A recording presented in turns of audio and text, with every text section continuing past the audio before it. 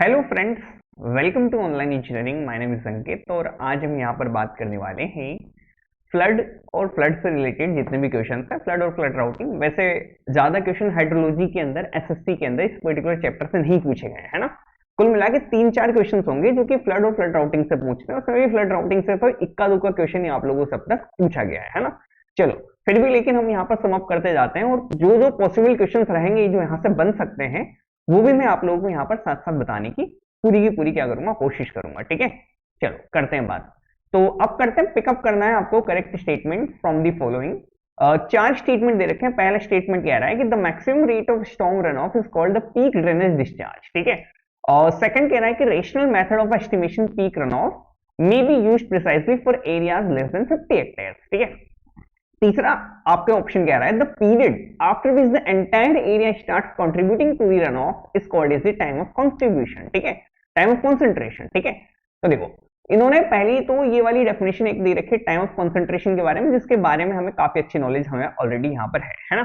ठीक है, सेकंड यहाँ पर इन्होंने बोला है कि जो सर मैक्सिमम रेट रहेगी ना स्टॉर्म की, उससे आप लोगों का क्या निकलेगा, आपका पीक ड्रेनेज डिस्चार्ज निकलेगा। यानी कि पीक आप यहाँ पर मैक्सिमम स्टॉर्म रेट से आप लोग यहाँ पर फाइंड आउट कर सकते हैं। ठीक है, थर्ड यहाँ पर कह रहा है आपसे कि जो रेशनल मेथड है जिससे आप यहाँ पर पीक रन ऑफ को फाइंड आउट करेंगे, तो वो आपका प्रिसाइजली यूज कर सकते हैं आप यहाँ पर 50 हेक्टेयर से कम वाले एरिया के लिए, है ना। अब बात आती है सर तीनों चीजों को आप लोग यहाँ पर अच्छे तरीके से बताएं, है ना। सबसे पहले हम यहाँ पर जानते हैं what is the peak drainage discharge. ये आप लोगों का सबसे पहले क्या होता है ना। तो देखो पीक ड्रेनेज डिस्चार्ज नाम से मेरे ख्याल से आप लोगों को यहाँ पर समझ में आ रहा होगा कि what is the peak drainage discharge. तो इसको मैं यहाँ पर कह दूं कि देखो सर, अगर आप यहाँ पर एक हाइड्रोग्राफ जनरेट करेंगे, देखो एक हाइड्रोग्राफ मैं यहाँ पर जनरेट कर रहा हूँ, तो दिस इज लेट मी से this is the hydrograph, this is the value of the hydrograph, this is the value of the hydrograph, है ना। This is the hydrograph. ठीक है, ये आप लोगों ने यहाँ से निकाला। ठीक है, ये आप लोगों ने यहाँ से निकाला। ये हाइड्रोग्राफ आपका किस किसके बीच का ग्राफिकल रिप्रेजेंटेशन है, डिस्चार्ज वर्सेस टाइम, यानी कि रन ऑफ वर्सेस टाइम के बीच का ग्राफिकल रिप्रेजेंटेशन आपका क्या कहलाएगा, that will be termed as hydrograph, है ना। और हाइड्रोग्राफ को आप फ्लड हाइड्रोग्राफ के नाम से भी जानते हैं, इसी को आप स्टॉर्म हाइड्रोग्राफ के नाम से भी जानते हैं ना। अगर इसमें से ये बेस फ्लो को घटा दिया जाए ना, अगर मान लो इसमें से बेस फ्लो को घटा देता मैं ना, तो ये जो आप लोगों के सामने निकल के आता, ये जो इतना सा हाइड्रोग्राफ बनता, इसको आप लोग यहाँ पर क्या कह रहे थे, इसको आप लोग यहाँ पर डायरेक्ट रन ऑफ हाइड्रोग्राफ कह देते हैं, डायरेक्ट रन ऑफ हाइड्रोग्राफ, है ना। ये फ्लड हाइड्रोग्राफ या हाइड्रोग्राफ या स्टॉर्म हाइड्रोग्राफ जो भी आप बोलोगे, इसको तीनों या फिर हाइड्रोग्राफ, है ना। तो ये तीनों एक ही नाम कहलाएंगे, फ्लड हाइड्रोग्राफ, स्टॉर्म हाइड्रोग्राफ या फिर सिर्फ हाइड्रोग्राफ, है ना, इसी को कहेंगे। अगर यदि मैं यहाँ पर डायरेक्ट रन ऑफ हाइड्रोग्राफ कह देता हूँ, दैट मींस मैं यहाँ पर नीचे से जो बेस फ्लो है इसको मैं यहाँ पर घटा दे रहा हूँ, है ना। लेकिन फिलहाल इसकी बात नहीं करेंगे हम लोग, है ना, इसकी बात नहीं करेंगे अभी हम लोग, है ना। चलो करते हैं डायरेक्ट रन ऑफ हाइड्रोग्राफ, है ना। चलो अब यहाँ पर इस फ्लड हाइड्रोग्राफ के साथ साथ आप लोग यहाँ पर ड्यूरेशन आप यहाँ पर आपको स्टॉर्म की लिखनी पड़ती है, this is the duration of storm, है ना। और किसी भी हाइड्रोग्राफ का रिप्रेजेंटेशन आप डी आर करके करेंगे, देखो डी आर फ्लड हाइड्रोग्राफ, ऐसे आप यहाँ पर रिप्रेजेंटेशन करते हैं, है ना। यानी कि 2 घंटे की बारिश से निकला तो 2 घंटे का फ्लड हाइड्रोग्राफ, 2 घंटे की बारिश से जनरेट हुआ आपका hydrograph, that will be termed as our 2 R flood hydrograph, तो that will be termed as our 2 R flood hydrograph, है ना। अब देखो ये सबसे इंपॉर्टेंट रहता है आपका, है ना। चलो फ्लड हाइड्रोग्राफ आपको क्या देता है, देखो फ्लड हाइड्रोग्राफ जनरली कहां पे बनाते हैं, तो एक कैचमेंट एरिया है, कैचमेंट एरिया से स्ट्रीम जा रही है ना, स्ट्रीम बह रही है आपकी, है ना। ठीक है, कैचमेंट एरिया से स्ट्रीम बह रही है, बिल्कुल। तो ये यहाँ पर स्ट्रीम का जो आउटलेट रहेगा ना, ये आउटलेट रहेगा ना, इस आउटलेट पॉइंट पे आप यहाँ पर हाइड्रोग्राफ बनाते हैं, इस आउटलेट पॉइंट पे आप हाइड्रोग्राफ जनरली बनाते हैं, कहीं भी बना सकते हैं लेकिन आउटलेट के ऊपर आप लोग यहाँ पर बनाते हैं ना। ठीक है, चलो अब बात करते हैं यहाँ पर कि हम यहाँ पर करना क्या चाह रहे हैं। देखो ये कह रहा है कि सर देखो, अगर यदि कहीं पे फ्लड की चर्चा हो, फ्लड की चर्चा हो, तो आपके पास जो आपका जो स्ट्रीम है ना, आपकी जो स्ट्रीम है ना, देखो कहीं से भी जो भी स्ट्रीम है ना, उसका जो सबसे मैक्सिमम रेट है इसको देखा जाता है, यहाँ पर इस वाले पॉइंट को देखा जाएगा, क्योंकि सबसे मैक्सिमम रेट यहाँ पर चलती है ना। ठीक है, अगर यहाँ पर मेरी 50 क्यूमेक का चल रहा है डिस्चार्ज, 50 क्यूमेक का डिस्चार्ज चल रहा है, तो किसी भी पर्टिकुलर टाइम पे सबसे लोएस्ट चल रहा होगा इससे ना। ठीक है, तो अगर आप 50 क्यूमेक का डिस्चार्ज सफिशिएंटली कहीं से पास करा पाओ, है ना, पीक डिस्चार्ज को कहीं से पास करा पाओ, तो वहां पर किसी तरह की कोई फ्लड की कोई प्रॉब्लम आप लोगों को यहाँ पर देखने को नहीं मिलेगी, है ना। तो ये जो डिस्चार्ज रहेगा सबसे हाईएस्ट, जो कि मैक्सिमम रन ऑफ डिस्चार्ज है, that will be termed as our कौन सा discharge, that will be termed as our peak discharge, that will be termed as our peak discharge. तो मैक्सिमम रन ऑफ की rate, maximum storm run off rate, आप इसी को क्या बोल देते हैं, इसी को आप लोग यहाँ पर पीक डिस्चार्ज बोलते हैं, पीक ड्रेनेज डिस्चार्ज बोल देते हैं। This will be termed as peak drainage discharge या फिर पीक डिस्चार्ज में बोल दूंगा, है ना। चलो, तो अब आपको पीक ड्रेनेज डिस्चार्ज अगर आपको फाइंड आउट करना होता है, रीजन मैंने बता दिया आप लोगों को कि पीक को अगर आपने अच्छे से पास करा दिया किसी रिवर से, है ना, कि सेफली पास कर रहा है ये पीक किसी पर्टिकुलर रिवर से, तो बाकी सारे डिस्चार्ज ऑटोमेटिकली सेफली पास कर रहे होंगे, है ना। भाई बारिश आए तो ऐसा नहीं होना चाहिए कि बगल वाला गांव डूब गया, वैसी वाली कंडीशन नहीं बननी चाहिए आपका, है ना, बिल्कुल। तो आप लोग क्या करते हैं, तो जब भी मैं यहाँ पर चर्चा करूंगा तो मैं यहाँ पर लेट मी से मैं यहाँ पर ना डायरेक्ट रन ऑफ हाइड्रोग्राफ लिख रहा हूँ, है ना। तो जब भी मैं चर्चा करूंगा ना, तो जब भी मैं चर्चा करूंगा तो मैं यहाँ पर हमेशा इस तरह से चर्चा करूंगा, देखो तब मैं हमेशा इस तरह से चर्चा करूंगा, इस तरह से चर्चा करूंगा, इस पीक तक की चर्चा करूंगा ओनली, है ना, इस पीक तक की। तो मैं यहाँ पर पूरा नहीं बना रहा हूँ, अब यहाँ तक की बात करते हैं ना। तो this will be our QP, that will be the discharge, that will be the discharge, ठीक है। चलो, ये आपका डिस्चार्ज रहता है ना। मैंने आपको बोला आपको पीक डिस्चार्ज कब मिलेगा, आपको पीक डिस्चार्ज कब मिलेगा। अच्छा एक बात बताओ, पीक डिस्चार्ज कब मिलेगा, तो ये पीक डिस्चार्ज आपको टाइम ऑफ कंसंट्रेशन कौन सा टाइम रहता है। अब देखो टाइम ऑफ कंसंट्रेशन को साथ के साथ रिलेट करने की कोशिश करना यार, है ना, साथ के साथ रिलेट करना, है ना। टाइम ऑफ कंसंट्रेशन क्या होता है, अगर मैं स्ट्रीम कह दूं, स्ट्रीम का रिमोटेस्ट पॉइंट आप कहीं भी मान लो, ये यहां पर मान लो ये रिमोटेस्ट पॉइंट है, this is the remotest point, है ना। यहाँ का पानी सबसे लेट पहुंचेगा, यहाँ का पानी सबसे लेट पहुंचेगा यहाँ पे आउटलेट पे, यहाँ का पानी सबसे लेट पहुंचेगा इस आउटलेट पे, है ना। तो यहां से लेके यहां तक का पानी यहां पर पहुंचे, यहाँ का पानी यहां तक पहुंच जाए, बारिश चालू हुई, यहां पर पानी गिरा, यहाँ का रन ऑफ जैसे यहां पर पहुंचेगा, इतने जो टाइम लगेगा ना, इसके बीच में जो टाइम लगेगा ना शुरुआत से लेके, तो that will be the time of concentration. यानी कि टाइम ऑफ कंसंट्रेशन में रिमोट एरिया का पानी भी आपका आउटलेट पे पहुंच गया, दैट मींस पूरा का पूरा कैचमेंट एरिया आपका कंट्रीब्यूट करने लग गया रन ऑफ के अंदर, रन ऑफ के अंदर, है ना। तो यहां पर जो आपको पीक डिस्चार्ज मिलेगा ये टाइम ऑफ कंसंट्रेशन के बाद में मिलेगा, है ना, टाइम ऑफ कंसंट्रेशन या टाइम ऑफ कंसंट्रेशन के बाद में मिलेगा, है ना।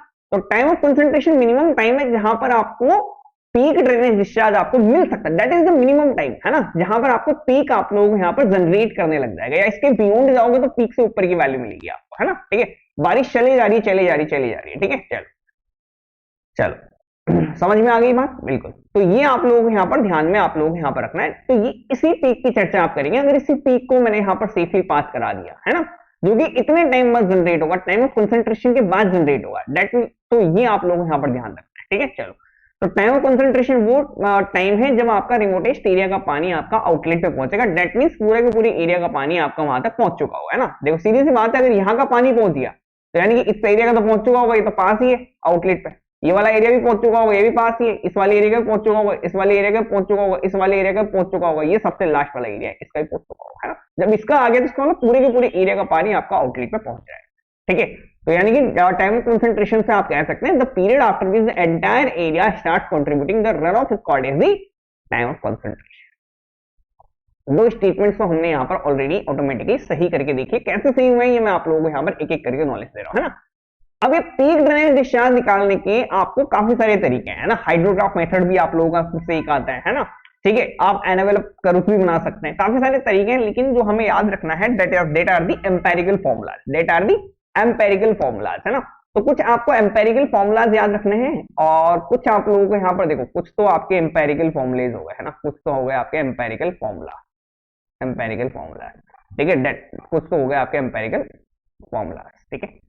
और कुछ आप लोगों के यहाँ पर हो जाएंगे, एक हो जाएगा आपका रेशनल मेथड, है ना, एम्पेरिकल फॉर्मूलाज जिनमें रेशनल मेथड भी आ जाएगा। चलो देखो, इनमें सबसे पहला जो फॉर्मूला आएगा, सबसे पहला मेथड आएगा वो सबसे पहला फॉर्मूला है, सॉरी मेथड नहीं, सबसे पहला फॉर्मूला आएगा, है ना, जो आपको याद रखना, that is the Dickens formula, है ना। देखो नाम याद रखने पड़ेंगे आपको, डिकन्स फॉर्मूला, डिकन्स फॉर्मूला, है ना, डिकन्स फॉर्मूला। देखो डिकन्स फॉर्मूला से क्वेश्चन आप लोगों से पूछा गया है, ये बता देता हूँ, डिकन्स फॉर्मूला से आप लोगों से क्वेश्चन इन्होंने पूछा है ना।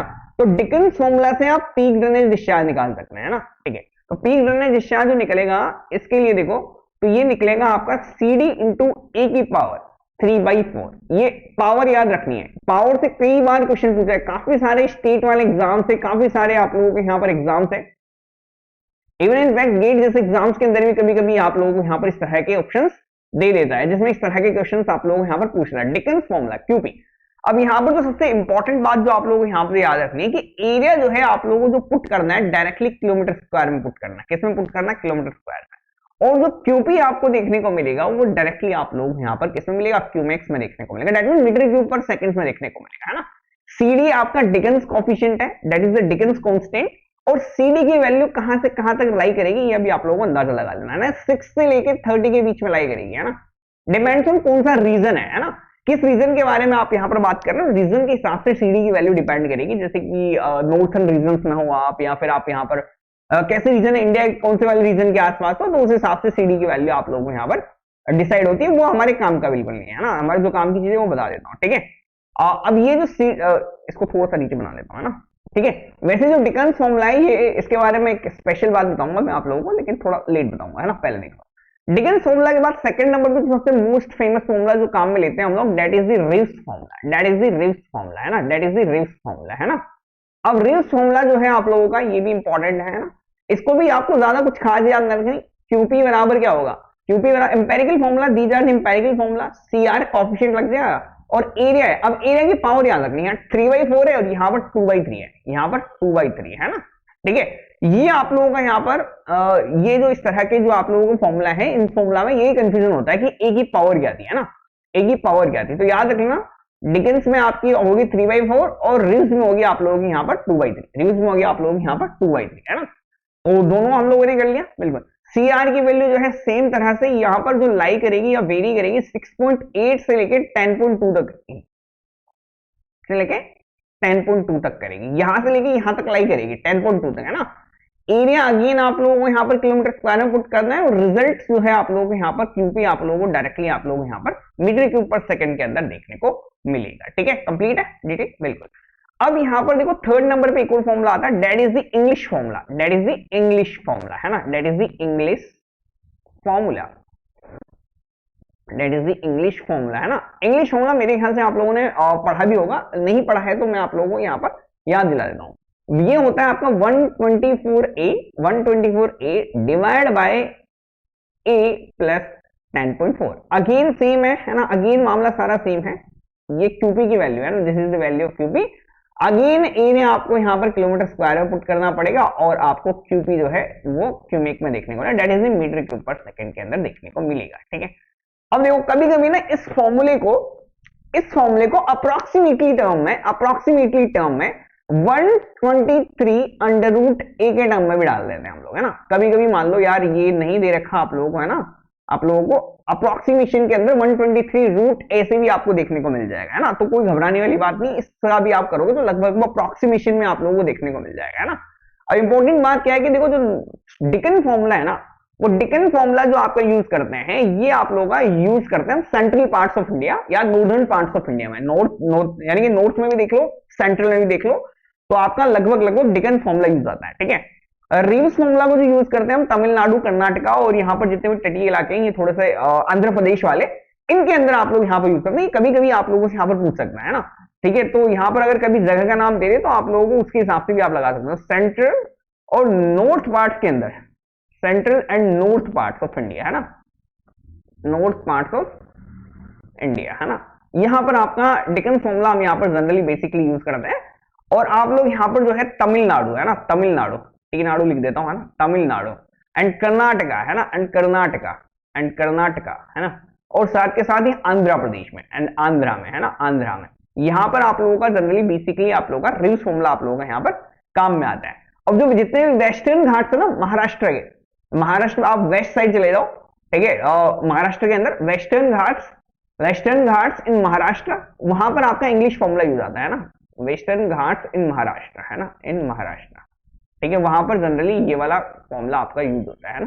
देखो वहां पर क्यों होता है कि मैं बता देता हूं, इसकी प्रॉपर्टी है कि है ना, जितने भी फैन शेप कैचमेंट है ना, कभी दे दे फैन शेप्ड कैचमेंट, वहां पर आप लोगों का ये यूज हो जाएगा, फैन शेप्ड कैचमेंट। अब now what is the fan shaped catchment, देखो ये भी पूछ लेता है कब कभी फैन शेप कैचमेंट के बारे में, अगर आपसे डिटेल ले ले तो आप लोगों को पता होनी चाहिए, है ना, तो बता देता हूं आप लोग, है ना। तो फैन शेप्ड कैचमेंट के लिए आप इंग्लिश फॉर्मूला आप लगा सकते हैं, what is the fan shape catchment. देखो कैचमेंट एरिया आप लोगों को पता है कि area of land draining into one stream that will be termed as, और कौन सा, that will be termed as और कैचमेंट एरिया या वाटरशेड आप बोल देंगे, है ना। तो अब वाटरशेड दो तरह के हो सकते हैं ना, वाटरशेड दो तरह के हो सकते हैं, है ना। तो एक तो हो गया मेरे पास यहाँ पर इस तरह का है ना, इस तरह का कैचमेंट, ठीक है, इस तरह का कैचमेंट, एक हो गया इस तरह का कैचमेंट, है ना, ठीक है। तो ये कैचमेंट जो है ये सेमी सर्कुलर कैचमेंट है, this catchment is the semi circular catchment, है ना।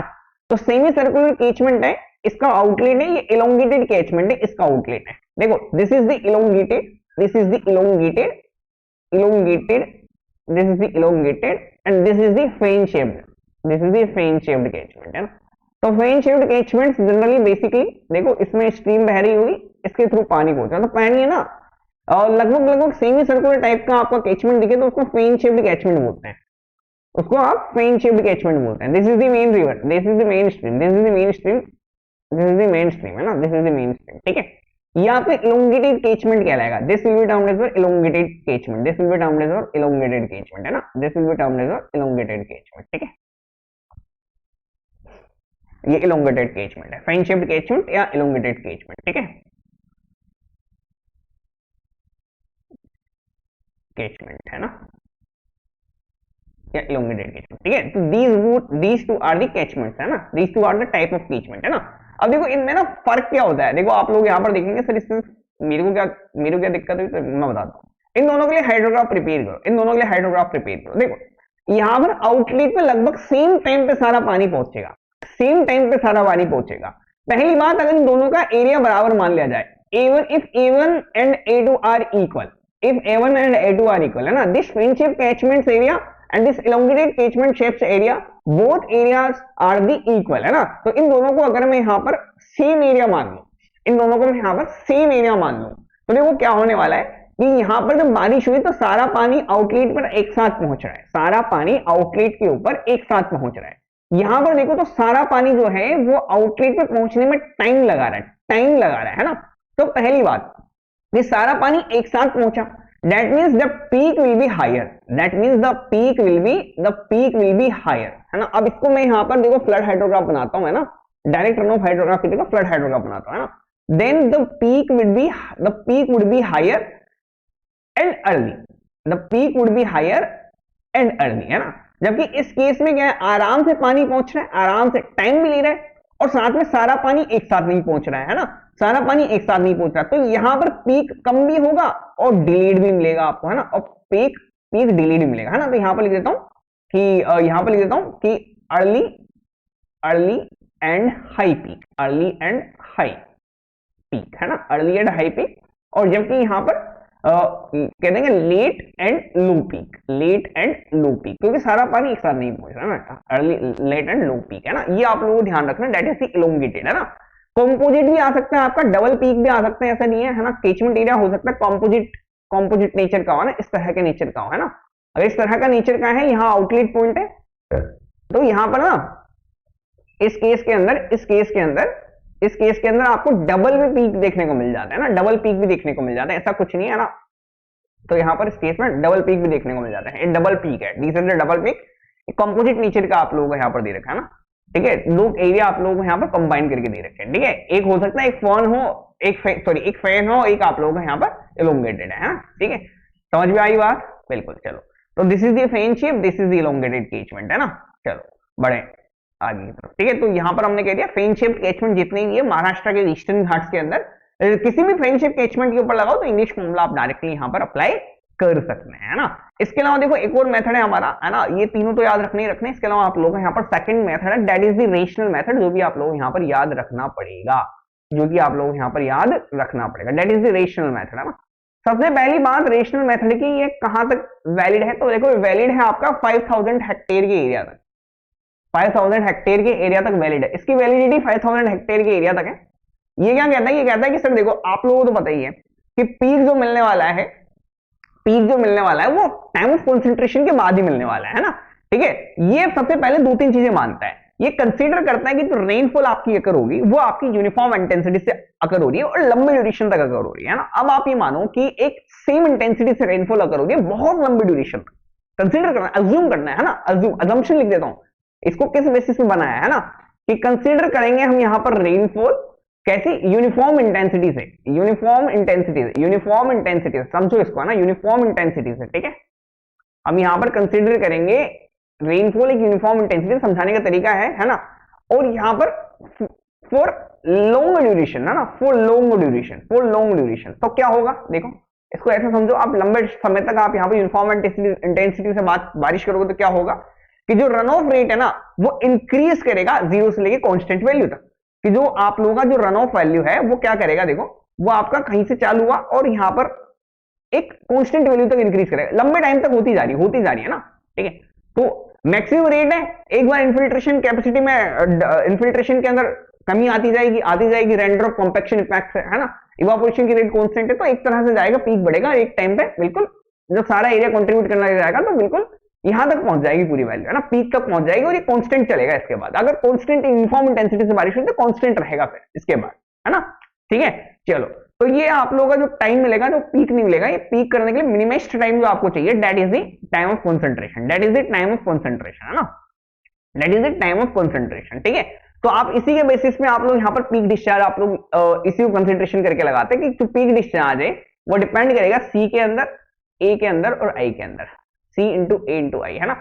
अब देखो तीनों चीजों क्या है ना, जहां पर आप लोगों को याद रखना है ये कब है, यूनिफॉर्म इंटेंसिटी की रेनफॉल होनी चाहिए, लेकिन कब तक, जब टाइम ऑफ कंसंट्रेशन से ज्यादा होनी चाहिए, है ना, टाइम ऑफ कंसंट्रेशन ज्यादा होनी चाहिए, 1 सी इंटू ए इंटू आई, है ना, सी इंटू ए इंटू आई, ये आपका टाइम ऑफ कंसंट्रेशन से ज्यादा चाहिए आप लोगों को ना, जिसके लिए टाइम ऑफ कंसंट्रेशन आप लोगों को उससे ज्यादा टाइम तक हो रही है ना, टाइम ऑफ कंसंट्रेशन से ज्यादा टाइम तक हो रही है यूनिफॉर्म इंटेंसिटी की रेनफॉल, और उसकी अकरेंस होने की प्रोबेबिलिटी पी आप लोग यहाँ पर मान लेते हैं ना, जिसका कोई मतलब नहीं है, फिलहाल सिर्फ इतना समझो कि आपने यूनिफॉर्म इंटेंसिटी की रेनफॉल करा रखी है, कब तक करा टी टाइम ऑफ कंसंट्रेशन से आगे तक टाइम तक आप लोगों ने यहाँ पर यूनिफॉर्म इंटेंसिटी की रेनफॉल कराई, तो एक टाइम बाद जाके आपकी पीक वैल्यू आपकी आ जाएगी, वो अटेन कर लेगा, एक पीक वैल्यू, एक कांस्टेंट पीक वैल्यू आपकी अटेन कर लेगा, ठीक है, सीधी सी बात है, इंटेंसिटी सेम रख रहा हूं, तो ग्राउंड में जाने की रेट सेम है, इवापोरेशन होने की उस जगह पर रेट सेम है, तो सब कुछ सेम है, तो एक आपको कांस्टेंट रेट का आप लोग यहाँ पर रन ऑफ मिलेगा, है ना, तो रन ऑफ आउटलेट तक पहुंचेगा धीरे धीरे, देखो यहाँ पर समझो, इसको ऐसे समझो यार, ठीक है, ये आउटलेट है ना, इसको यहाँ पर ऐसे समझेंगे हम लोग, यहाँ पर आउटलेट है ना, यहाँ पर आउटलेट है ना, यूनिफॉर्म इंटेंसिटी से रेनफॉल हो रही है कहां तक, टाइम ऑफ कंसंट्रेशन तक, है ना, टाइम ऑफ कंसंट्रेशन से ज्यादा टाइम तक होगी, है ना, टाइम ऑफ कंसंट्रेशन से ज्यादा टाइम तक होगी, और कोई भी आपकी रेनफॉल है उस रेनफॉल को डिनोट कर दिया मैंने ना, कि ये पर्टिकुलर रेनफॉल हो रही है, ये आपकी कितना हो रही है, टाइम ऑफ कंसंट्रेशन तक हो रही है यूनिफॉर्म इंटेंसिटी से, है ना।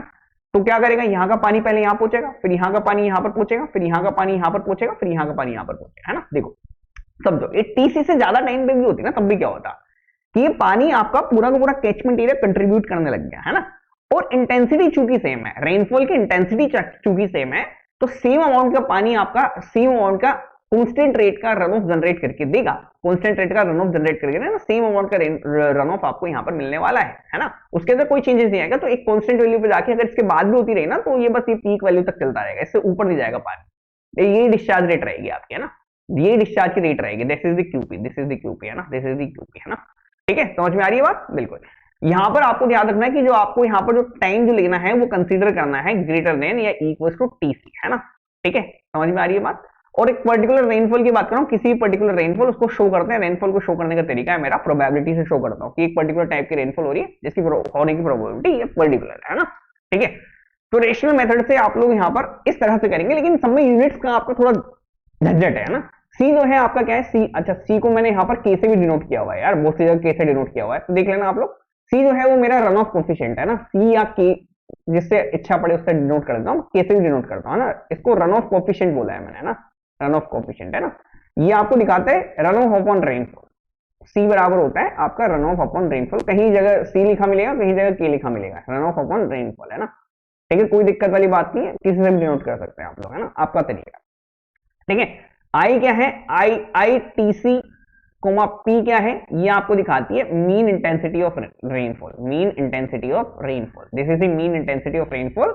और रेनफॉल कौन सी वाली कंसीडर कर रहे हो आप, जो आप लोग करना चाह रहे हैं, जिसके लिए पीक डिस्चार्ज निकालना चाह रहे हैं ना, तो पर्टिकुलर रेन को डिनोट करने के लिए पी लिखा है, और ये टीसी जो है मेरे को यहाँ पर दिखा रहा है कि रेनफॉल की बारिश जो है टीसी से ज्यादा टाइम की होगी, है ना, ठीक है। चलो mean intensity of rainfall, rainfall है ना, मीन इंटेंसिटी ऑफ रेनफॉल है ना, ठीक है। चलो अब यहाँ पर देखो, अब इन सब में तो यूनिट सेम है, अब यूनिट को अगर मैं चेंज करूंगा तो क्यूपी बराबर आपके निकल के आएगी, डायरेक्टली मैं आपको लिख देता हूँ 1/36 सी इंटू आई इंटू ए, ये मैं यहाँ पर आप लोग लिख दो I T C P into, आप यहाँ पर आई के नीचे यहाँ टीसी कोमा पी भी लगा सकते हैं ना, आपकी इच्छा पड़े तो, ठीक है। चलो देख लेना, है ना। अब यहाँ पर मैंने सब कुछ चेंज करके रख दिया है ना, जो आई जो है वो आई को आपको पुट करना है सेंटीमीटर पर आवर के अंदर, है ना, जनरली इसी के अंदर दिया होता है। एरिया को आप लोगों को यहाँ पर चेंज करना है हेक्टेयर के अंदर, और यहाँ पर आप लोग यहाँ पर क्या बच गया, अब क्यूपी बचा है ना, क्यूपी जो है आप लोगों को डायरेक्टली मिलेगा, that is in cumec, that is in metre cube per second, है ना, डायरेक्टली। ये देखो ये यूनिट चेंज करी है और कुछ नहीं, यूनिट चेंज कर लेना है ना, चेंज करोगे तो 1/36 लग जाएगा, ठीक है। चलो ये आप लोगों को ध्यान रखना है, दिस इज द वैल्यू, है ना, बस ये आप लोग यहाँ पर याद रखना, this is the rational method, और rational method is applicable till 5000 hectare area, है ना, ठीक है, ये आप लोग यहाँ पर याद रखना पड़ेगा, दैट्स इट। चलो third, rational method is estimating peak runoff may be use precisely for area less than 50 hectare, तो 50 हेक्टेयर से कम वाले एरिया के लिए बिल्कुल प्रिसाइजली आप चाहे तो लगा सकते हैं, 5000 नीचे से कितना भी लगाओ प्रिसाइजली आप लोग यहाँ पर करके देगा मेंटेन, जितना कम एरिया उतना अच्छा मेथड देगा, है ना, रिजल्ट देगा, ठीक है। चलो बढ़ते हैं आगे, है ना, तो तीनों ऑल ऑप्शंस आर करेक्ट, है ना, ये करेक्ट आंसर निकलेगा, all options are correct. Question कह रहा है if the length of overland flow from the critical point to the mouth of drain is 13.58 kilometer and the difference in level between the critical point and drain mouth is 10 meter, the inlet time आप लोगों को यहाँ पर पता करना है। देखो अब यहाँ पर मेरे आप लोगों को यहाँ पर मुझे यहाँ पर अगेन यहाँ पर आप लोगों को यहाँ पर समझाना पड़ेगा, है ना, चीजों को समझाना पड़ेगा। अब देखो इसको ना 3D व्यू में समझा, तो चलो कोशिश करना 3D व्यू में, है ना। चलो तो now this is the outlet, this is, इसको थोड़ा सा 3D व्यू में बनाना है, तो थोड़ा सा मैं ना इसको ना टेढ़ा बनाता हूँ, है ना। देखो थोड़ा 3D प्लान बनाने की कोशिश कर रहा हूँ मैं ना, थोड़ा सा 3D प्लान बनाने की कोशिश कर रहा हूँ, है ना, देख लेना आप लोग कितना बनता है। ये कैचमेंट एरिया है, ठीक है, इस तरह का, है ना, ठीक है, ढलान सी दिख रही है ना आप लोग, बस ढलान सी मान के चलना, हल्की सी ढलान से बनाई है मैंने ना यहाँ पर, ठीक, catchment area, this is the catchment area.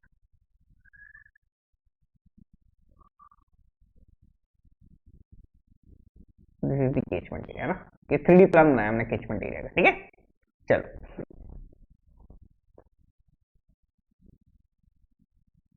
देखो अब समझेंगे यहाँ पर, है ना, एक एक करते हुए। चलो अब यहाँ पर देखो आप लोग, यहाँ पर क्या देखना है, सबसे पहले ये कैचमेंट एरिया है, इस कैचमेंट एरिया के अंदर एक स्ट्रीम बह रही है आप लोग, इस कैचमेंट एरिया के अंदर एक स्ट्रीम बह रही है आप लोग, this is the stream that is flowing in this catchment area, है ना। और इस कैचमेंट एरिया का आउटलेट कहाँ है, this is the outlet point, this is the outlet, this is the outlet point, है ना। अब देखो समझना, यही से समझ जाओगे पूरी बात, है ना। देखो अब यहाँ पर स्ट्रीम है, स्ट्रीम के अंदर छोटी छोटी आप लोगों को यहाँ पर मिल रही होगी, कोई दिक्कत वाली बात नहीं है, छोटी छोटी आप लोगों को यहाँ पर देखने को मिल रहा है, बिल्कुल छोटी छोटी आपको यहाँ पर ड्रेनेज चैनल्स आप लोगों को यहाँ पर देखने को मिल रहा है, these are the drainage channel जो कि आप लोगों को देखने को मिल रहा है ना। देखो ये वाला पॉइंट आपका मोस्ट रिमोट पॉइंट है, this is the most remote point, this is the most remote point, क्योंकि यही दिख रहा है मेरे को, है ना, फिलहाल इससे दूर पॉइंट में आप लोगों को नहीं दिख रहा, this is the most remote point है, ठीक है। अब ये मोस्ट रिमोट पॉइंट का पानी यहाँ आउटलेट तक पहुंचे, इस टाइम को आप लोग टाइम ऑफ कंसंट्रेशन कह रहे हैं, ठीक है, इस टाइम को आप यहाँ पर टाइम ऑफ कंसंट्रेशन कह रहे हैं, ठीक है।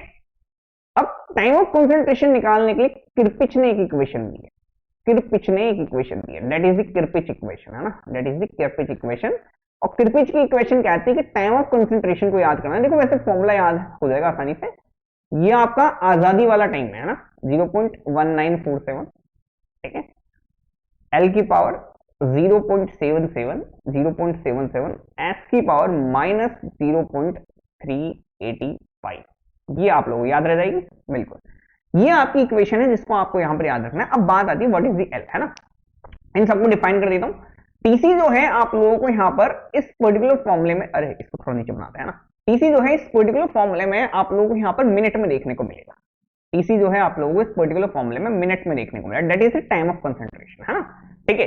एल जो है, L is the maximum length of, this is maximum length of travel of water, maximum length of travel of water, ठीक है, ठीक है, जिसको आप लोग यहां पे मीटर में रखते हैं। एस जो है that is the slope of catchment, slope of catchment, है ना, slope of catchment, slope of catchment, है ना। स्लोप ऑफ कैचमेंट क्या बनेगी आप लोगों की, तो स्लोप को मैं यहां पर लिख देता हूं बराबर डेल एच अपॉन एल, है ना, डेल एच अपॉन एल, है ना, स्लोप ऑफ द कैचमेंट, है ना। अब स्लोप जो है वो स्लोप आप लोग कैसे देखते हैं, डेल एच कैसे देखेंगे, del H is the difference in elevation, del H is the difference in elevation, in elevation, L जो है मैक्सिमम लेंथ है ट्रेवल ऑफ वाटर की, है ना। पानी मैक्सिमम से मैक्सिमम कितनी लेंथ कवर करेगा, है ना। Between difference in elevation between most remote point most remote point most remote point and outlet. देखो अब देखो समझना है क्या क्या चीजें दे रखी है मैंने आप लोगों को। देखो सीधी सी बात है, टाइम ऑफ कंसंट्रेशन किस पे डिपेंड करेगा कि पानी को कितना ट्रेवल करके जाना पड़ रहा है। तो दिस इज ये जो रेड कलर वाली लेंथ दिख रही है, that is the L, that is the L. और यहां पर आप लोगों को दिखेगा कि सर देखो इस टाइम पे एलिवेशन कितना है, इस टाइम पे एलिवेशन कितना है ना। ये एलिवेशन भी आपको चेक करना है ना। तो मान लेता हूं, लेट मी से कि इस पॉइंट का जो है इस पॉइंट का जो है यहाँ पर इतना एलिवेशन चल रहा है और इस पॉइंट का जो है एलिवेशन वो ये एलिवेशन चल रहा है ना। इन दोनों के बीच का जो एलिवेशन डिफरेंस है ना, इन दोनों के बीच का जो एलिवेशन डिफरेंस है ना, that will be termed as del H, difference in elevation, है ना। ये कितना एलिवेशन है आप लोगों का, ये एलिवेशन कितना है आप लोगों का, है ना। तो that will be termed as ये एलिवेशन है ना, दिस इज द एलिवेशन, है ना। देख लेना, इसको बना लेना, है ना। दिस इज द एलिवेशन, है ना। इसका एलिवेशन देखना मोस्ट रिमोट पॉइंट का। अभी देखो 2D को 3D में चेंज करने गया हूं, तो इसको ऐसा समझो कि ये पॉइंट जो है यहाँ पर है, हाँ। इसको 2D पिक बना रहा हूं मैं ना, 2D पिक बना रहा हूं इसकी, है ना। ठीक है, इस ये लो साहब, पानी आएगा तो ग्रेविटी के टर्म में बहते हुए, बिल्कुल। ये मोस्ट रिमोट पॉइंट है, ये आउटलेट है ना। ये मोस्ट रिमोट पॉइंट का इसका आप लोग यहाँ पर देख लें, इसका एलिवेशन देख लें, इसका एलिवेशन आप लोग यहाँ पर देख लें ना। इसका एलिवेशन देख लें हम लोगों ने यहाँ पर, और इसका एलिवेशन, इसका आप लोग यहाँ पर एलिवेशन देख लें ना। इन दोनों के बीच का एलिवेशन डिफरेंस है, दिस इस दोनों के बीच का एलिवेशन डिफरेंस है। और ये जो एस जो है इसके स्लोप को दिखाता है ना, इसके स्लोप को दिखाता है आप लोगों को। ठीक है, समझ में आ रही है बात, बिल्कुल। तो ये एलिवेशन डिफरेंस आप लोग यहाँ पर इन दोनों के बीच का आप लोग यहाँ पर ध्यान देना पड़ेगा। ठीक है, तो टीसी को आप लोग यहाँ पर पुट कर सकते हैं। टीसी बराबर बन जाएगा 0.01947। और यहाँ पर इन्होंने क्या क्या दे रखा है, देखो the length of overland flow from the critical point two the mouth drain आपको दे रखा है 13.58 किलोमीटर। यानी एल की वैल्यू दे रखी है, ये दे रखा है कि क्रिटिकल पॉइंट से ड्रेन के माउथ तक यानी कि आउटलेट तक, है ना। यहाँ पर 13.58 किलोमीटर का आप लोगों को दिख रहा है। और एलिवेशन जो दिख रहा है लेवल के बीच में, that is the critical point और ड्रेन माउथ के बीच का 10 मीटर का दिख रहा है। यानी कि जो एलिवेशन है, दिस एलिवेशन इज द, यानी कि एल की वैल्यू आपको दे रखी है कितनी, 13.58 मीटर, 13.58 मीटर। और यहां पर आप लोग यहां पर दे रखा है ड्रेन सॉरी और आप लोग डेल एच दे रखा है आप लोग यहां पर 10 मीटर। ठीक है, 10 मीटर, है ना। अब आप लोग ये निकालना है, तो एल की जगह आप लोग यहां पर पुट कर देंगे 13.58, है ना, की पावर 0.77। और यहां पर एस जो है एस की जगह रख देंगे आप del H is the 10 upon आप लोग यहां पर कर देंगे 13.58, इसकी पावर आप लोग यहां पर कर देंगे -0.385, है ना। ठीक है, चलो अभी टाइम ऑफ कंसंट्रेशन है, इसको आप लोग यहां पर सॉल्व करके देख लेना, जो कि एसएससी के अंदर तो पॉसिबल है नहीं, है ना। तो इसको आप लोग यहां पर थोड़ा सा देख लेना। अब यार ये जो है बहुत प्रॉब्लम करेगा आप लोग एसएससी के अंदर ना, लेकिन सवाल कराना था चूंकि, तो सवाल तो करना पड़ेगा ना। तो ये 8 आवर्स के आसपास की वैल्यू आएगी, देख लेना आप यहाँ पर चेक करेंगे तो ये 8 आवर्स के आसपास की वैल्यू आएगी, है ना। ठीक है, बट इसको ना करना ना बहुत ज्यादा टफ है। ठीक है, इसको सिंप्लीफाइड फॉर्मेट में मैं करा सकता हूँ। देखो मैं बताऊं, इस फॉर्मूले की जगह आप है ना टीसी को जब इसको सिंप्लीफाइड करेंगे ना हम लोग, कि माइनस डेल एस के वो डेल एच अपॉन एल करना है ना, तो इसको सिंप्लीफाइड फॉर्मेट में भी लिखूंगा ना, तब भी आप लोग नहीं बनेगा। देखो सिंप्लीफाइड फॉर्मेट में 0.0885 है। देखो सिंप्लीफाइड भी कर दूंगा अगर इसको, तब भी जो वैल्यू मिलेगी ना आपको वो मिलेगी L cube divide by H, है ना। ये लो साहब, ये आप लोगों को वैल्यू मिलने वाली है ना 0.0885 L cube divide by H, और इसकी पावर 0.385, जहां पर एल आपको किलोमीटर में पुट करना है, एल आपको किलोमीटर में पुट करना है ना। ठीक है, ये आप लोग यहाँ पर पुट करेंगे तो ये आप लोगों का हो सकता है मे भी काम बन जाए, बाकी देख लेना, चेक कर सकते हैं आप लोग, यहाँ पर कोई दिक्कत वाली बात नहीं है ना। ठीक है, ये सिंप्लीफाइड फॉर्मेट में, लेकिन ये भी नहीं निकलेगा आप लोगों को, अगर यहाँ पर निकालने की कोशिश करेंगे तब भी नहीं निकलेगा आप लोग, है ना। ठीक है, समझ में आ रही है बात, बिल्कुल। ये देख लेना थोड़ा सा, है ना। ठीक है, इस पूरी की पावर है, याद रखना पूरी की पावर है, ये नहीं सर भूल गए, सर नहीं भूले, सर ने बिल्कुल सही लिखा है ना, ये पूरी की पावर है आप लोग, है ना। 10 ये आपका difference in elevation, del is del H, है ना। बस यहाँ पर इसको किलोमीटर में पुट कर लेना डायरेक्टली 13.58 को, यहाँ पर तो एल मीटर में पुट करना था। अच्छा ये मैंने गलत कर दिया ना, इसको तो मीटर में पुट करना था, है ना। तो किलोमीटर में तो इंटू 10 की पावर 3 भी पुट करोगे आप। अच्छा मीटर में दे रखा है, सॉरी मीटर में दे रखा है, माफ करना, है ना, माफ करना। अच्छा किलोमीटर दे रखा है, मीटर दे रखा है, अच्छा किलोमीटर दे रखा है, सॉरी। तो इंटू 10 की पावर 3 भी पुट करोगे, माफ करना। हाँ ठीक है, सही किया, 10 की पावर 3 भी पुट करना है यहाँ पर। ठीक है, तब निकलेगा करेक्ट आंसर। ठीक है, तो इससे भी करोगे तो यहाँ पर एल किलोमीटर में पुट करना है, बस इतनी सी डिफरेंस याद रखना, है ना। इस वाले फॉर्मुले को भी याद रखना, डायरेक्टली फॉर्मुला पूछे तो ठीक है, अदरवाइज कृपया क्वेश्चन दे दे आप लोगों तो आपको सॉल्व नहीं करना है एसएससी के अंदर। ठीक है, चलो। तो कौन सा क्वेश्चन नहीं करना होता है, ये समझाने के लिए भी क्वेश्चन को समझाना पड़ता है ना। तो ये वाला क्वेश्चन नहीं करना है आपको। ठीक है, चलो which of the following statement is true for a linear reservoir. अब बात आती है what is a linear reservoir, है ना, ठीक है। Now what is a linear reservoir, है ना, देखो अब यहां पर ना ये पर्टिकुलर मामला चला गया फ्लड राउटिंग के अंदर, ये पूरा पर्टिकुलर मामला चला गया है फ्लड राउटिंग के अंदर, फ्लड राउटिंग के अंदर, है ना। नाउ अब आप पूछेंगे sir what is the flood routing sir, ना अब आप पूछेंगे sir what is the flood routing, है ना। देखो तो फ्लड राउटिंग का मतलब क्या होता है कि देखो अब आप लोगों को यहाँ पर फ्लड राउटिंग समझा देता हूँ, है ना। देखो ये मान लो यहाँ पर ये केचमेंट एरिया का आउटलेट है ना, एक केचमेंट एरिया का आउटलेट है यहाँ पर, है ना, केचमेंट एरिया का आउटलेट है, ठीक है। चलो केचमेंट एरिया का आउटलेट है, ठीक है, या चलो यार बना ही देता हूँ आप लोगों को डायग्राम अच्छे से।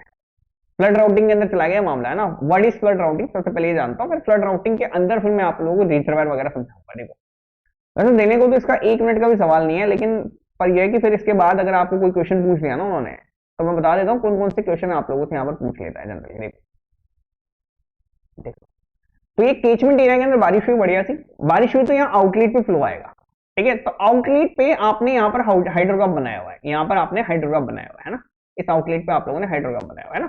अभी नदी आपकी आगे बह रही होगी, बिल्कुल आगे आगे बह रही होगी, है ना। अब इस नदी को कंसिडर करो, देखो केचमेंट एरिया के आउटलेट पे एक नदी बह रही थी, इस नदी के ऊपर कितना पानी आया, ये आप लोगों ने यहाँ पर पीक हाइड्रोग्राफ बना, फ्लड पीक आप लोगों ने पता कर लिया, यहाँ पर हाइड्रोग्राफ आप लोगों ने बना लिया, है ना, ठीक है।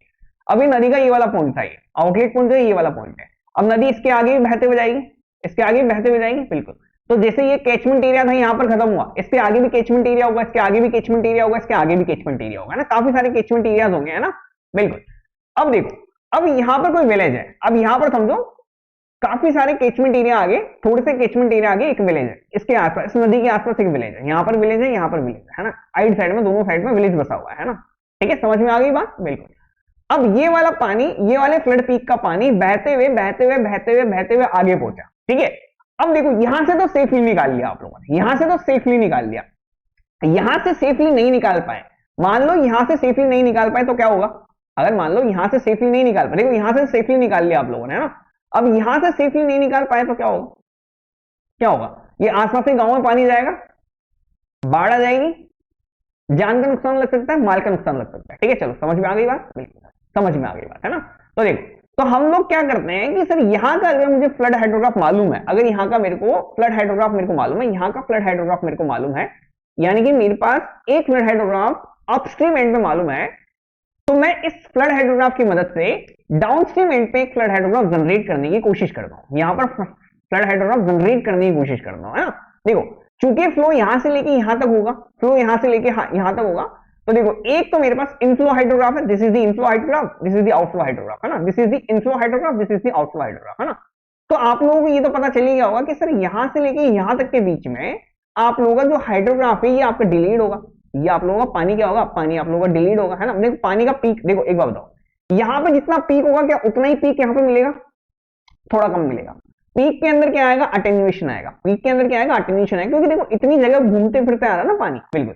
तो अगर यहाँ पर हाइड्रोग्राफ इस तरह का मिल रहा था, है ना, अगर यदि यहाँ पर कह दूं यहाँ पर हाइड्रोग्राफ इस तरह का बन रहा था, है ना, इस तरह का हाइड्रोग्राफ बन रहा था, तो आप लोगों को एक चीज बड़े अच्छे से पता है कि सर पीक तो जो है थोड़ा सा कम होगा, क्योंकि इतना बह के आया पानी, तो बीच में स्टोर भी हो जाएगा कहीं ना कहीं, है ना, और साथ के साथ ही जो है लॉसेस भी बीच में होते हुए आएंगे, तो पीक तो थोड़ा घटेगा, है ना, पीक घटेगा। दूसरी बात, यहां से यहां तक सरफेस के ऊपर फ्रिक्शन भी लग रहा होगा, है ना, तो धीरे धीरे धीरे पानी आएगा, तो यहाँ से थोड़ा स्लो रेट से पानी निकलेगा, है ना।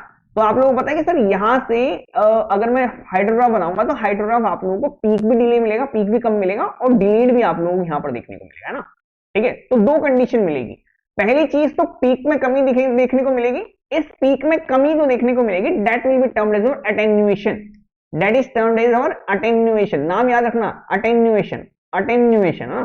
तो यहां पर आपको एक तो अटेन्यूएशन देखने को मिलेगा, और आप लोगों को ट्रांसलेशन या फिर मैं कहता हूं डिलेड, आप लोगों को यहाँ पर फ्लो डिलेड देखने को मिलेगा, है ना, डिलेड देखने को मिलेगा। और डिलेड आप लोगों को देखने को मिलेगा, पीक अटेन्यूएट होगा और डिलेड होगा, पीक अटेन्यूएट होगा और डिलेड होगा, ठीक है, समझ में आ गई बात, बिल्कुल, ठीक है। चलो तो यानी कि आपको अपस्ट्रीम एंड का हाइड्रोग्राफ मालूम है, डाउनस्ट्रीम एंड का क्रिएट करना है, that will be termed as flood routing, that will be termed as flood routing, है ना। अब देखो अब मैं बनाता हूं यहाँ पर flood routing, flood routing, flood routing मतलब अपस्ट्रीम एंड का पता है, डाउनस्ट्रीम एंड का बनाना, अपस्ट्रीम एंड का पता है, डाउनस्ट्रीम एंड का बनाना है। चलो तो अब इसको बनाने के लिए आप लोग यहाँ पर टोटल दो तरह से राउटिंग करते हैं, टोटल दो तरह से राउटिंग करते हैं, है ना।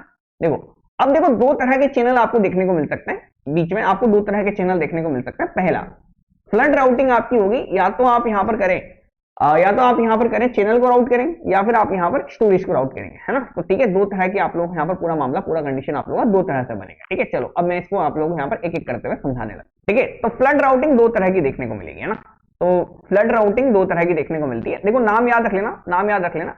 पहली देखने को मिलेगी आपको हाइड्रोलॉजिक राउटिंग, हाइड्रोलॉजिक राउटिंग, कभी आप लोगों से पूछ लिया हाइड्रोलॉजिक राउटिंग, है ना। ये पॉसिबल क्वेश्चन बता रहा हूँ यहाँ पर, है ना। और दूसरी आप लोगों को देखने को मिलती है that is the hydraulic routing, that is the hydraulic routing, है ना, हाइड्रोलिक राउटिंग। इसको आप लोग यहाँ पर, इसको आप लोग यहाँ पर लंप राउटिंग भी कहते हैं। इसको आप लोग यहाँ पर लंप, देखो ये देखने को मिलेगा आप लोगों को ना, लंप राउटिंग। और इसको आप लोग यहाँ पर डिस्ट्रीब्यूटेड राउटिंग भी कहते हैं, डिस्ट्रीब्यूटेड राउटिंग भी कहते हैं, है ना, डिस्ट्रीब्यूटेड टाइप राउटिंग कहते हैं। ठीक है, अब देखो इसमें जान लेना यहाँ से क्या क्वेश्चन पूछता है आपसे जनरली। यहाँ पर जो डिस्चार्ज है, ये जो डिस्चार्ज है ये टाइम का फंक्शन रहेगा, बस ये पूछता है आपसे, है ना। और यहाँ पर जो डिस्चार्ज रहेगा ये आप लोगों का जो फंक्शन रहेगा ये स्पेस एंड टाइम का, स्पेस एंड टाइम का, है ना।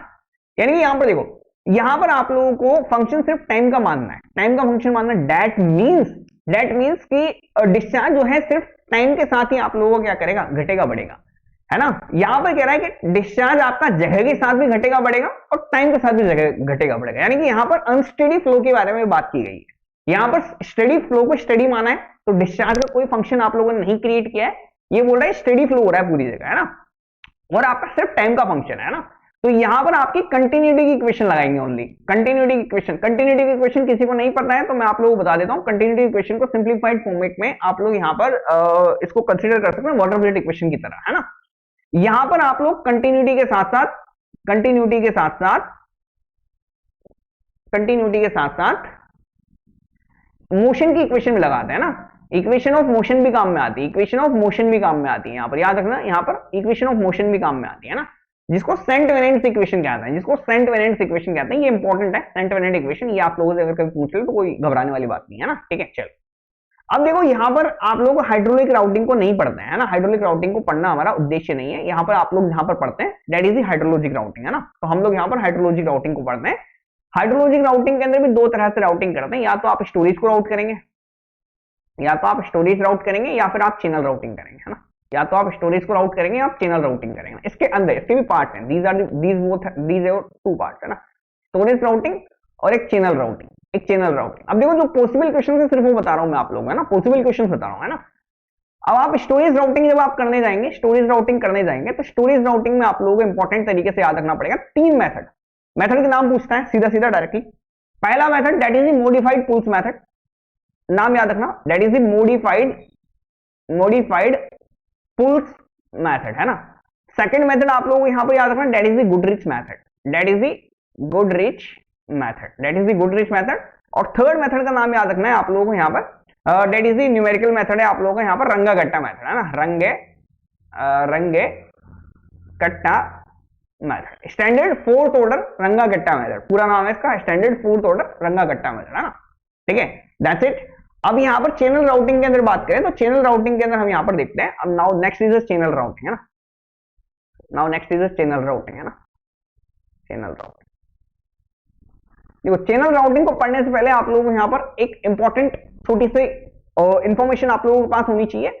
वो है कि अगर मैं यहाँ पर एक रीच उठा लूं, एक चैनल रीच उठा लूं, है ना, लेट मी से यहाँ पर मैं एक चैनल रीच उठा लूं, है ना, एक चैनल रीच उठा लूं, है ना, this is the channel reach, है ना, this is the channel reach. तो ये चैनल है आप लोगों का, ये आप लोगों का चैनल है ना, चैनल है, चैनल का बेस है ना, this is the base of the channel, this is the base of the channel, this is the base of the channel, this is the base of the channel, है ना। तो इस channel के अंदर पानी आ रहा होगा, फ्लो आ रहा होगा, ठीक है, चैनल के अंदर फ्लो आ रहा होगा, बिल्कुल। तो लेट मी से ये आपका करंट में ये पर्टिकुलर फ्लो आप लोगों का यहाँ पर है ना, करंट में ये फ्लो है आप लोगों का, है ना।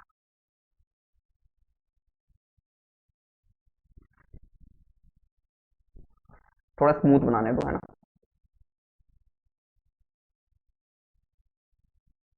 ठीक है, देखो चैनल जो है आप लोगों का, चैनल के अंदर देखो चैनल का बेस है, चैनल के बेस के अंदर पानी जो है इस तरह से बहता है, इस तरह से बहता है। ब्लैक वाली लाइन को इग्नोर करना, ये तो मैंने सिर्फ समझने के लिए बनाई थी, है ना।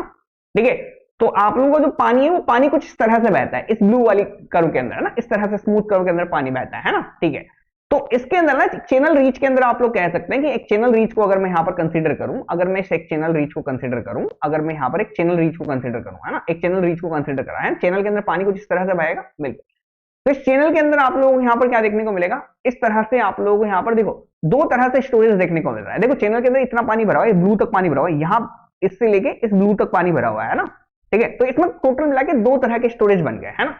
ये एक्चुअल सरफेस ऑफ वाटर है, this is the actual surface of water, this is the actual water surface, this is the actual water surface है ना, this is the actual water surface है ना, ठीक है। तो इसमें दो तरह के स्टोरेज बने, इस स्टोरेज को जो कि आपका इस तरह से बना है, यहां पर आप देखो तो ये बना हुआ है ना, ठीक है। जो स्टोरेज है ना, देखो एक तो कांस्टेंट स्टोरेज मान लिया मैंने है ना, कंसीडर कर लिया कांस्टेंट स्टोरेज है, और एक ऊपर से आपका स्टोरेज चल रहा है ना। ये जो कांस्टेंट स्टोरेज है इसको आप यहाँ पर वेज स्टोरेज बोलते हैं, इस स्टोरेज को वेज स्टोरेज कहते हैं, इस स्टोरेज को वेज स्टोरेज कहते हैं ना। और जो आप लोगों ने कांस्टेंट स्टोरेज कंसीडर किया हुआ माना हुआ है मैंने, that will be termed as your prism storage, that will be termed as your prism storage, that will be termed as your prism storage है ना, ठीक है, ठीक है, चलो है ना, ये प्रिज्म स्टोरेज है, ठीक है। This is the ways storage, this is the prism storage, ये आप लोगों को यहाँ पर याद रखना पड़ेगा, ठीक है, ठीक है। अब देखो अगर आपका इनफ्लो अगर आपका ज्यादा है और आउटफ्लो कम है, इनफ्लो आउटफ्लो कम, देखो स्टेडी फ्लो मान के चलता हूं मैं फिलहाल, अगर इनफ्लो ज्यादा है आउटफ्लो कम है, तो आप लोगों को क्या मिलेगा, आप लोगों को यहाँ पर पॉजिटिव वेज स्टोरेज मिलेगा, पॉजिटिव वेज स्टोरेज मिलेगा, पॉजिटिव वेज स्टोरेज है ना, पॉजिटिव वेज स्टोरेज है ना, ठीक है।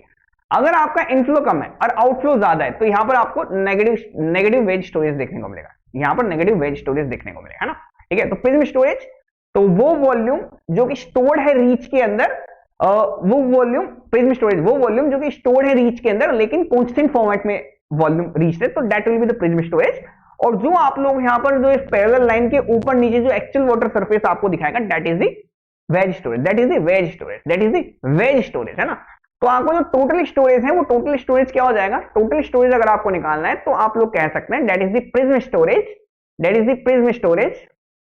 देखो इस फॉर्मेट में ना आप लोगों को आसानी रहती है चीजों को निकालने में, है ना। तो हमने एक वाटर सरफेस की एक्चुअल वाटर सरफेस को दो पार्ट में काट लिया, एक को मैंने बोल दिया एक कांस्टेंट स्टोरेज है, that is the prism storage, और एक को मान लिया वेज स्टोरेज है ना। तो ये हो गया आपका वेज स्टोरेज, ठीक है।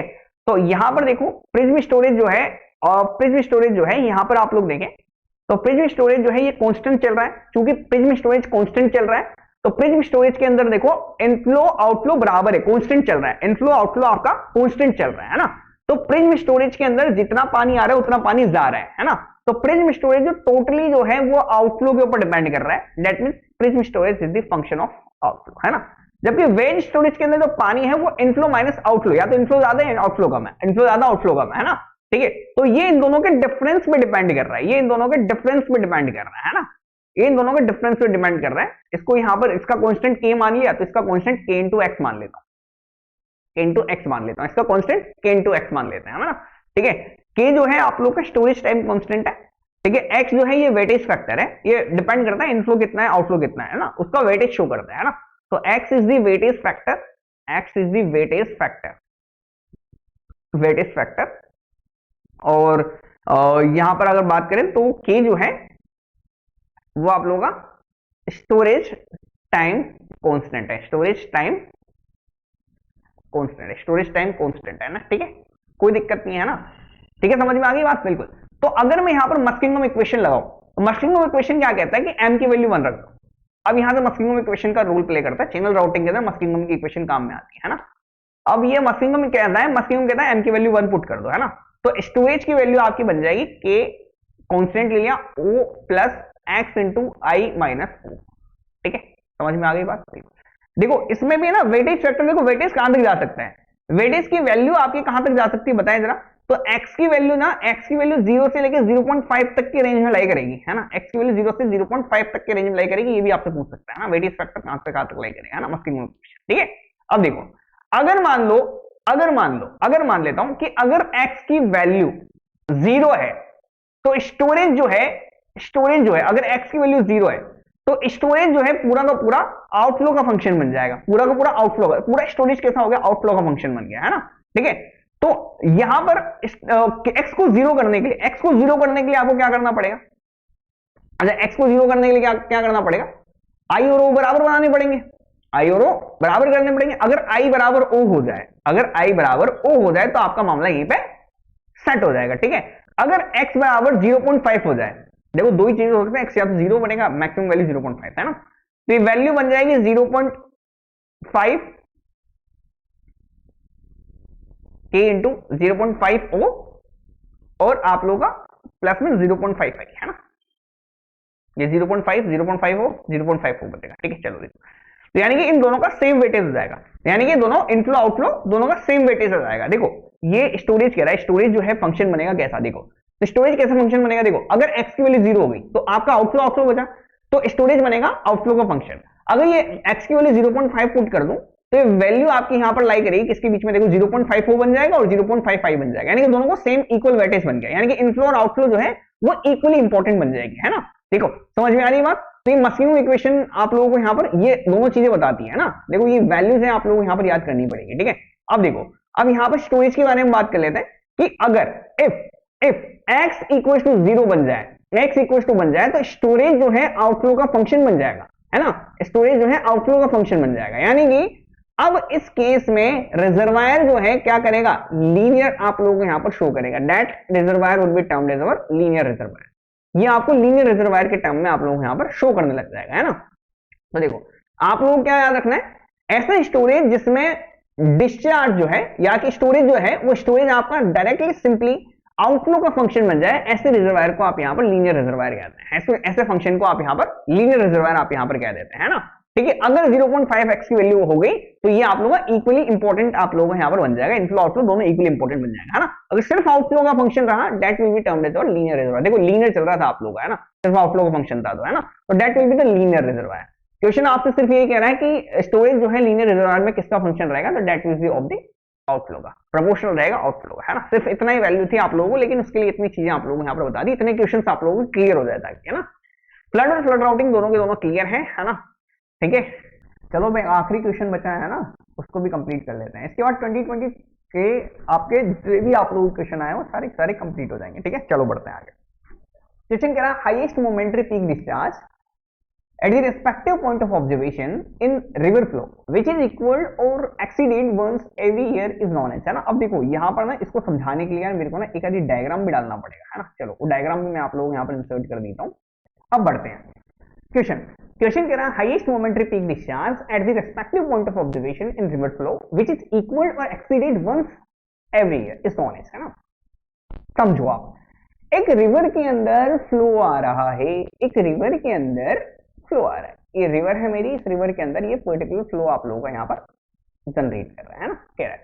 अब देखो ये कह रहा है हाईएस्ट मोमेंटरी पीक डिस्चार्ज, अब किसी भी पर्टिकुलर टाइम पे रिवर का फ्लो या तो ऊपर जाएगा या नीचे जाएगा, ठीक है। पूरा फ्लो आ रहा है, पूरे साल के अंदर फ्लो आ रहा है ना, ठीक है। क्या कह रहा है कि at respective point of observation, किसी भी पर्टिकुलर जगह पे जहां पर मैं देख रहा हूं, जैसे कि मैंने कह दिया इस पर्टिकुलर जगह पे मैं यहाँ पर चेक कर रहा हूँ क्योंकि यही पे देख रहा हूँ, मैं और कहीं देख ही नहीं रहा, और कहीं देख ही नहीं रहा। अब हर जगह पूरी नदी पे थोड़ी ना ध्यान देंगे, एक पर्टिकुलर पॉइंट पे ध्यान दे दिया हमने कि सर इस ऑब्जर्वेशन पॉइंट है मेरा, इस ऑब्जर्वेशन पॉइंट पे मैं यहाँ पर देखे जा रहा हूँ तो नदी का कभी ऊपर जाएगा कभी नीचे जाएगा, ठीक है। Which is equal, highest momentary discharge जो कि या तो इक्वल हो जाए या आपका एक्सीड कर जाए वंस एवरी ईयर, आप इसको क्या कहेंगे बताओ। देखो हर साल आपका फ्लड आ रहा है, हर साल आपकी हाईएस्ट पीक की वैल्यू क्या कहेंगे। देखो ये कहना है तो इक्वल हो जाए या ज्यादा हो जाए, या तो इक्वल हो जाए ज्यादा आ जाए, हर साल आ रहा है, लेकिन हर साल आ रहा है या तो उससे बराबर आ रहा है उससे ज्यादा आ रहा है, ठीक है, उसके बराबर आ रहा है उससे थोड़ा सा ज्यादा आ रहा है। ऐसे फ्लड को क्या कहते हैं आप लोग, अरे ऐसे फ्लड को कुछ नहीं कहते, ऐसे फ्लड को आप लोग एनुअल फ्लड कहते हैं। एनुअल फ्लड क्या होता है, एनुअल फ्लड मतलब वो फ्लड है जो हर साल आ रहा है यार, एनुअल फ्लड मतलब हर साल जो आप लोगों को देखने को मिले, यानी कि हाईएस्ट मोमेंटरी पीक डिस्चार्ज होने का ज्यादा टाइम के लिए नहीं, थोड़े बहुत टाइम के लिए है, लेकिन हाईएस्ट डिस्चार्ज होना चाहिए आप लोगों का, वो किसी भी पर्टिकुलर जगह पे जो हाईएस्ट डिस्चार्ज पास करेगा रिवर के अंदर और हर साल लगभग जो पास करता है या उससे हल्का से ज्यादा पास करता है, तो that discharge will be termed as our annual flood. समझ में आ गई बात, बिल्कुल। अब आते हैं what is the base flood sir, what is the base flood, ऐसा फ्लड जिसके अकर होने के चांसेस 1% हो, ऐसा फ्लड जिसके अकर होने के चांसेस 1% हो, है ना। दैट मींस जिसका जो टाइम है वो आप लोगों को कितना हो जाए, 100 साल हो जाए, इसका क्या हो जाए टाइम 100 साल। कौन सा टाइम, रिटर्न पीरियड, जिसका काम होगा रिटर्न पीरियड। देखो रिटर्न पीरियड, अब रिटर्न पीरियड के टर्म में मैं आप लोगों से बात करता हूँ, रिटर्न पीरियड के टर्म में मैं आप लोगों से बात करता हूँ। देखो एक वो है जिसका रिटर्न पीरियड 1 साल है, ठीक है, एक है जिसका रिटर्न पीरियड 100 साल, इन दोनों में क्या डिफरेंस है। देखो अगर रिटर्न पीरियड 1 साल है दैट मींस हर साल फ्लड आ रहा है, यानी कि नॉर्मल बारिश हुई है, नॉर्मल फ्लड है, हर साल ही निकलता है, ऐसा इस नदी में कोई दिक्कत वाली बात नहीं। एक बार 100 सालों में, आपने पिछले 100 सालों का रिकॉर्ड टूट गया, 100 सालों का रिकॉर्ड टूट गया। पिछले 100 साल पहले देखने को मिली थी ऐसी बारिश, इतना ज्यादा हाईएस्ट पीक डिस्चार्ज। ठीक है, तो यानी कि ये आएगा आपका बहुत ही भयंकर लेवल का, है ना। अगर इसकी वैल्यू मैं कह दूं कि सर इस टाइम पे 50 क्यूमेक का डिस्चार्ज देखने को मिल रहा है आपको हर साल, और यहां पर आपको देखने को मिल रहा है 120 क्यूमेक का डिस्चार्ज, कब आया था 100 साल पहले, वो निकल रहा है ना। तो ये रिटर्न पीरियड पे डिपेंड करता है। तो base period is the return period जिसका 100 साल है, या फिर मैं कह दूं बेस फ्लड आप उस फ्लड को कहेंगे जिसके अगर होने के चांसेस 1% है। दोनों में से कुछ भी पहले, या तो 1% बोल दे या फिर 100 साल बोल दे, इनमें है ना, हर साल देखने को मिलेगा, that is the annual flood. अब बात आती है what is the back water, what is the avulsion. इसको देख लेते हैं, इसको समझने के लिए आगे आओ। देखो what is the back water, नाम तो बहुत सुना है सर, बैक वाटर नाम तो बहुत सुना है sir, back water. What is the back water? देखो आपकी रिवर आ रही है, आपकी रिवर बह रही है, दिस इज रिवर बह रही है ना, रिवर बह रही है। देखो रिवर बह रही है तो रिवर के साथ साथ रिवर के अंदर करंट्स भी आई होंगी, आएंगी सही, बिना करंट से तो कैसे बहेंगी। यहां से रिवर इस तरह से बहते हुए आ रही है ना, बहते हुए आ रही है बढ़िया आराम से। ठीक है, ये आपका मेन रिवर चैनल है, ये आपका मेन रिवर चैनल है ना। अब ये रिवर चैनल ना थोड़ा सा टूटता कटता रहता है, हल्का फुल्का चेंज होता रहता है, मामूली सा चेंज होता रहता है ना। तो इस रिवर का वो पार्ट जहां पे रिवर की करंट नहीं पहुंच पा रही है, जहां पर करंट नहीं पहुंच पा रही है ना, तो आप यहां पर उसको क्या कहते हैं, बैक वाटर कहते हैं ना। तो this is basically a branch of river जहां पर आपकी करंट नहीं पहुंच पा रही। दैट मीन्स यहां पर देखो, आप यहां पर देखो, यहां तक करंट नहीं पहुंच रही है, यहां पर पानी इस तरह से बहते हुए निकल गया या इस साइड से निकल गया है ना, यहां पर करंट नहीं है, no current area, no current area. आप सी के अंदर देखोगे तो ना, देखो सी के अंदर भी दिखाता हूं आपको, केरला साइड में क्या होता है, ये सी है ना, ये सी की करंट आ रही है, सी का एंड पार्ट है ना, और इसके आगे यहां पर ना नदी सी रिजर्वायर सा बना हुआ है, ये करंट यहां तक आती है, पानी इसमें डाल जाती है, करंट यहां तक आती है, पानी इसमें डाल जाती है, लेकिन करंट यहां तक नहीं पहुंचती, बिल्कुल एंड वाला इलाका। ओशियंस के अंदर देखोगे तो पानी यहां तक आती है और इसके आगे बस ये बैक वाटर है, इसमें करंट नहीं पहुंच रही, ये बिल्कुल स्टिल रखा रहता है, ये स्टिल सा पड़ा हुआ है आपका, है ना। तो this is the back water, this is the main, आप लोगों को यहाँ पर मेन रिवर चैनल। तो मेन रिवर चैनल के अलोंग साइड में अगर कोई भी ऐसा रिवर का चैनल है जहां पर करंट्स आप लोगों को नहीं देखने को मिले, that would be termed as our कौन सा, backward, that would be termed as backward, है ना, रिवर करंट नहीं पहुंचेगी। तो this is basically a branch of the main river where is no virtually current, there is virtually no current. तो यहां पर लिख दो बैक वाटर के साथ साथ ये लिख दो no current, no current, no current, है ना, no current in the area, है ना, सॉरी। तो बैक वाटर आप लोगों को कौन सा वाटर कहेंगे, तो ये ब्रांच है रिवर की, पहली बात, और सेकंड यहाँ पर नो करंट है, this is the no current area, है ना, यहाँ पर कोई करंट आप लोगों की जनरेट नहीं है। नेक्स्ट है व्हाट इज द एवल्जन, है ना। अब देखो एवल्जन डिफरेंट होगा, एवल्जन डिफरेंट देखने को मिलेगा। देखो एवल्जन क्या होता है, आप ये मानो एवल्जन को आप लोग कैसे बोले, देखो एवल्जन आप लोग इस तरह से समझे, ये एवल्जन नहीं है वैसे, है ना, मैं बता देता हूँ, एवल्जन अलग चीज है। ये आपका लेगून है ना, ये आपका लेगून है, ये आपका लेगून है, मैं पहले समझा देता हूँ आप लोगों को, ये एवल्जन नहीं है ना, ये लेगून है आप लोग, है ना। ठीक है, डायग्राम को थोड़ा ध्यान से नहीं देखा था मैंने ना, ये आपका लेगून है। हम देखो लेगून कैसा डिफरेंट होता है ना, और इन दोनों में डिफरेंस ही समझ में आता है ना। तो लेगून क्या होता है, लेगून आपका शेलो लेक है, लेगून भी आपकी शेलो लेक है, this is a shallow lake, shallow lake है ना, शेलो लेक वाटर बॉडी है ना। ठीक है, ये भी आपको नदी के अंदर ही मिल जाएगा, शेलो लेक वाटर बॉडी है ना, नदी के अंदर ही मिल जाएगा। ये देखो, ये यहीं पे कहीं पे, ये यहीं पे कहीं पे मैंने बना दिया है ना, देखो डिफरेंस कुछ नहीं है। यहां पर देखो बैक वाटर का है, बैक वाटर भी इसी का हिस्सा है, बैक वाटर इसका हिस्सा, नदी का हिस्सा है, लेकिन यहां तक करंट नहीं पहुंच रहा है ना। बात करें अगर लेगून की, तो लेगून यहीं पे कहीं पे बना हुआ है, लेकिन लेगून जो है सेपरेट आउट रहेगा आपका किससे, सैंड बॉडी से। यहाँ पर सैंड वगैरह से छोटा सा आइलैंड बना है, ये सैंड, इस सैंड बॉडी से आप लोग का यहाँ पर सेपरेट आउट है ना। ये वाटर बॉडी जो है आप लोगों की सेपरेट आउट है, सेपरेट आउट किससे है, यहाँ पर सैंड बार से है ना, सैंड बार से, यहाँ पर सैंड बार्स लगी हुई, these are the sand bar, these are the sand bar, ये सैंड बार से आपका सेपरेट आउट रहेगा ना पर्टिकुलर। ठीक है, क्लियर है। तो this is the, this is the lagoon, this is the lagoon, this is the lagoon, है ना, this is the lagoon and this is the back water. अब बात आती है बच गया आपका एवल्जन, है ना।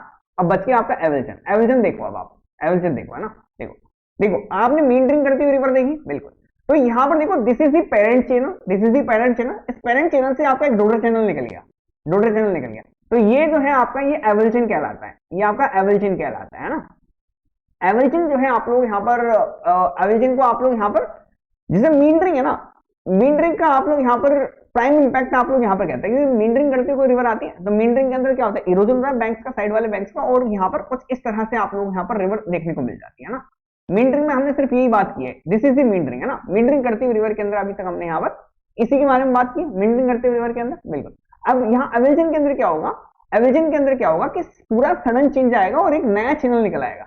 एवल्जन के अंदर क्या होगा, पूरा पूरा नया चैनल निकल आएगा। देखो मींडरिंग के अंदर तो हमने सिर्फ यहीं तक बात की, मींडरिंग के अंदर हमने बात की कि सर रिवर जो है यहाँ पर इरोजन करेगी और एक साइड का इरोजन करेगी, एक साइड सिल्टिंग करेगी, तो रिवर को इस तरह से करेगी, अपना पाथ चेंज करेगी। अगर मैं कह दूं ये आपकी एवल्जन साइड कहलाएगी, जहां से आप लोगों को क्या देखने को मिलेगा, जहां से आप लोगों को देखने को मिलेगा कि पूरा पूरा चैनल ही अलग निकलेगा, पूरा पूरा चैनल ही क्या करेगा, पूरा पूरा चैनल ही अलग निकलेगा, है ना। ठीक है, तो इस चैनल निकलने की प्रॉपर्टी को एवल्जन कहते हैं। एवल्जन की मैं यहाँ पर डेफिनेशन लिख देता हूँ, है ना। अगर एवल्जन समझने में दिक्कत आएगी तो मैं आप लोगों को यहाँ पर अगेन समझा दूंगा, पहले आप लोग यहाँ पर it is a sudden change, it is a sudden change, it is the sudden change, it is a sudden change in course of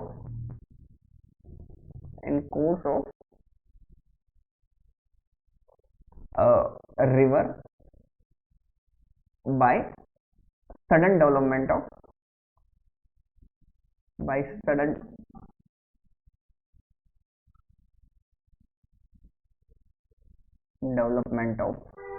a new river channel। ठीक है, तो मींडरिंग से डिफरेंट है, पहले बताता हूँ ना। देखो मींडरिंग के अंदर उन्होंने कह दिया कि सर रिवर है, इस रिवर के अंदर यहाँ पर इरोजन हो रहा है, धीरे धीरे धीरे धीरे ये चैनल आपका इस तरह से बन जाएगा, है ना, इस तरह से बन जाएगा, है ना। जबकि आपका अगर सडन ऐसा सडन चेंजेस आ जाए, सडन चेंजेस आने की वजह से ये रिवर पहले ऐसे बह रही थी और बाद में बिल्कुल बिल्कुल आपकी ना डेविएट कर गई नए चैनल के अंदर, है ना। तो इसको हम यहाँ पर क्या कहते हैं, एवल्जन कह देंगे। यहाँ पर एक नया चैनल निकल आता है, यहाँ पर आप लोग का एक नया चैनल निकल आता है ना। ठीक है, तो this is the avulsion side, ये आपकी एवल्जन साइड है जहां पर आपका एवल्जन हुआ है ना, एवल्जन। तो यहाँ पर सडन डेवलपमेंट रहेगा न्यू रिवर चैनल का, है ना। चैनल नया बन गया, डोडल चैनल निकल गया। ठीक है, दो हो सकता है, चैनल चैनल में नया बन सकता है, हाँ हो सकता है, ऐसे जरूरी नहीं है यहाँ पर ऐसा ही निकले ना, दूसरा चैनल निकले, हो सकता है यहाँ पर ये चैनल ही चेंज हो जाए पूरा। ये आपका सडन डेवलपमेंट होगा, यहाँ पर आप लोगों को यहाँ पर बिल्कुल आराम से इरोजन और सिल्टिंग और इरोजन करते करते मींडर करते हुए बनाएंगे, है ना। ये दिस इज मींडरिंग अलग हुई और ये एवल्जन अलग होगी, है ना। ठीक है, मिलते हैं बाकी नेक्स्ट सेशन में, तब तक के लिए bye, thanks for watching. I hope आप लोगों को 2020 तक के किए गए ना सारे फ्लड और फ्लड राउटिंग वाले क्वेश्चंस में मजा आया होगा, है ना। ठीक है, समझ में आ गई बात, बिल्कुल।